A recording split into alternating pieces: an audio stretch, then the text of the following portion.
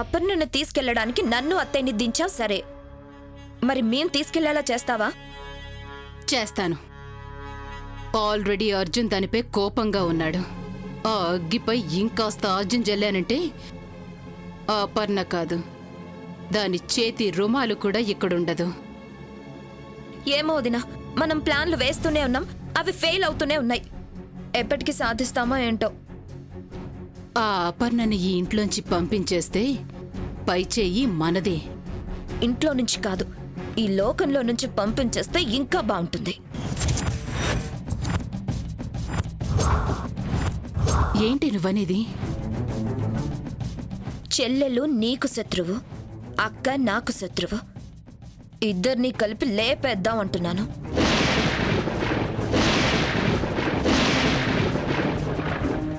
అది బ్రతుకున్నంత వరకు బావ నాకు దక్కడు. దాని ప్రాణాలు తీసి ఆ ప్లేస్ ఖాళీ చేస్తే తప్ప నేను బావకి భార్యని కాలేను. ఈ మధ్య దానికి నాపై డౌట్ వచ్చినట్టుంది. నన్ను నాన్న టార్చర్ పెడుతుంది. మొన్న నేను చేయని దొంగతనం నా కంటగట్టి దాదాపు పోలీసులతో అరెస్ట్ చేసినంత పని చేసింది.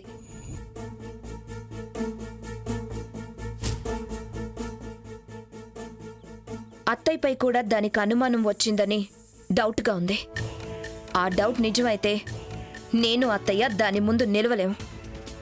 ఇద్దరిని కలిపి ఫుట్బాల్ ఆడేస్తుంది. అందుకే దాన్ని లేపేయాలి. అది నోరు తెరవక ముందే పీకు పిసికేయాలి. నీ పగకి నా పగ తోడు. మనం ముగ్గురం కలిసి ఆ ఇద్దరు అమ్మాయిల్ని చంపేద్దాం. అదే జరగాలి. జరిపించేద్దాం. చంపితే చావని వాళ్ళుండరు. అపర్ణ స్నేహలు అమృతం తాగేం పుట్టలేదు. విషం ఇచ్చి కూడా చంపొచ్చు. కానీ వాళ్ల చావు అంత సులభంగా ఉండకూడదు.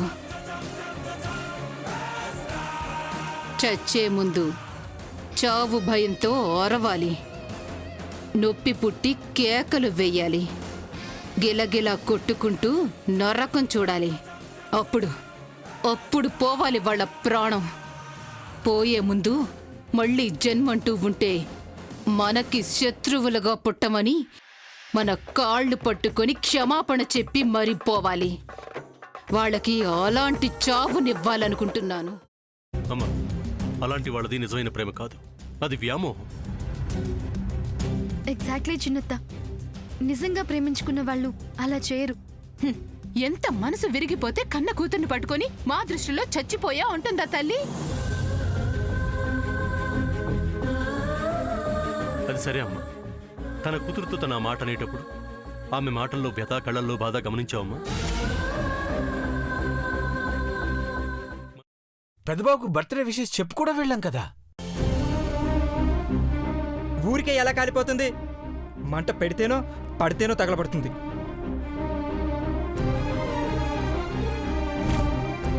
కరెక్ట్ చిన్నబాబు, నీకొచ్చినట్టే నాకు డౌట్ వచ్చింది. పార్వతే షర్టును తగలబెట్టిందనుకుంటా.